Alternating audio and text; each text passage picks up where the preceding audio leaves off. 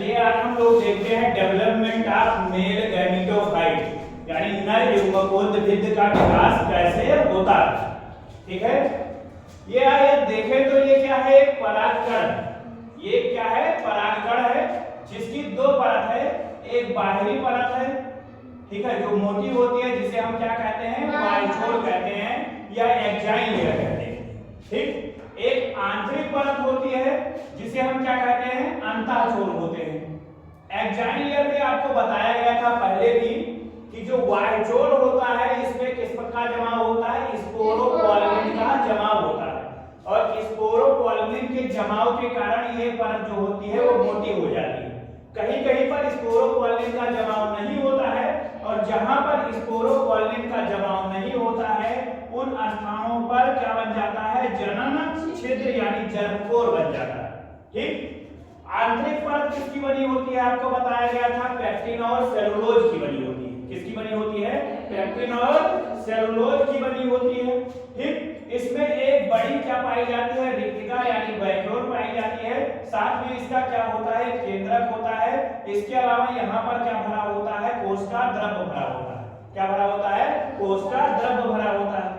अब होता क्या है, इस परागकण में इसका होता है असमान केंद्रक विभाजन। सबसे पहले किसका विभाजन होगा, केंद्रक का विभाजन होगा, और वो भी कैसा होगा, असमान होगा, अनइक्वल होगा।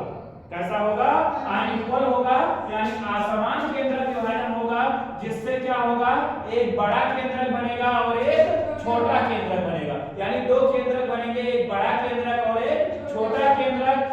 बड़े छोटे केंद्रक को क्या कहेंगे, जननिक केंद्रक। क्या कहेंगे, जननिक केंद्रक, जिसको हम ऐसे कह सकते हैं कि ये क्या है, जनरेटिव न्यूक्लियस। क्या है, जनरेटिव न्यूक्लियस है। जबकि जो बड़ा केंद्रक है उसे क्या कहते हैं, कायिक केंद्रक यानी वेजिटेटिव न्यूक्लियस। क्या कहते हैं, वेजिटेटिव न्यूक्लियस, या इसी का दूसरा नाम क्या है, नलिका केंद्रक, या हम कह सकते हैं ट्यूब न्यूक्लियस। क्या कह सकते हैं, ट्यूब न्यूक्लियस। यानी जो हमारा परागकण था उसका केंद्रक विभाजित होकर कितना केंद्रक बना लिया, दो केंद्रक। एक केंद्रक क्या बनाया है, जननिक केंद्रक, और दूसरा क्या बनाया है, कायिक केंद्रक। अब पुनः क्या होगा, जो इसका कोशिका द्रव्य है वो विभाजित होगा, और वो भी कैसे विभाजित होगा, असमान विभाजन होगा। कैसे विभाजित होगा, असमान विभाजन होगा। मतलब ये कोशिका द्रव्य भी बटेगा, और एक भाग जो कोशिका द्रव्य बटेगा तो क्या बनेगी, कोशिका बनेगी। तो एक कोशिका छोटी होगी, दूसरी क्या होगी, बड़ी होगी। जिसके में छोटा केंद्रक यानी जननिक केंद्रक होगा, वो कोशिका छोटी हो जाएगी और उसका नाम होगा जननिक कोशिका। क्या नाम होगा, जननिक कोशिका।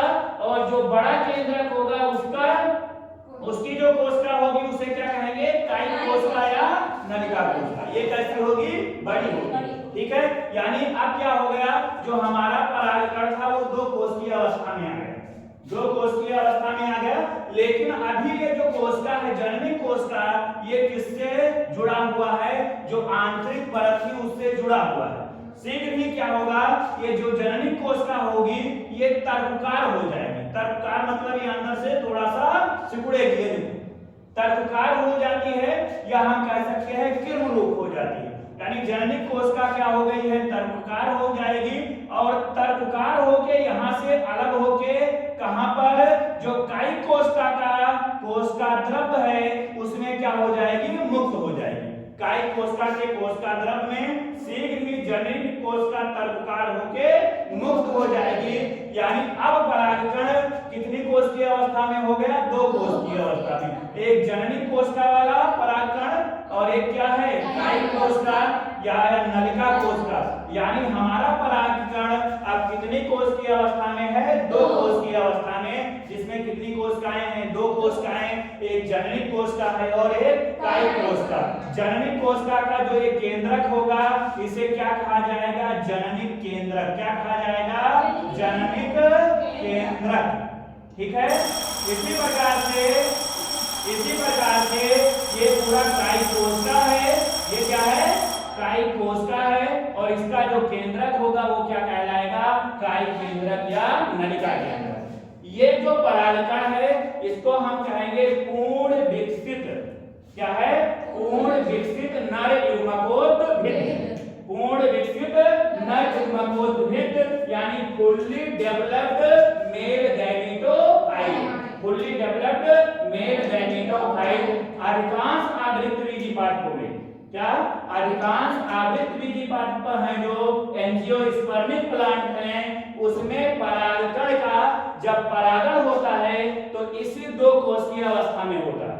इसी दो कोशिकीय अवस्था में अधिकांश आवृत पादपों में परागकण का क्या होता है, परागण होता है। मतलब यह है कि परागकण इसी दो कोशिकीय अवस्था में वर्तिकाग्र पर पहुंचते हैं, ठीक है। इसके बाद में क्या होगा, जब वर्तिकाग्र पे पहुंचेंगे तो वहां पर क्या होगा, इनका अंकुरण होगा। उसके आगे की प्रोसेस आपको बाद में बताई जाएगी।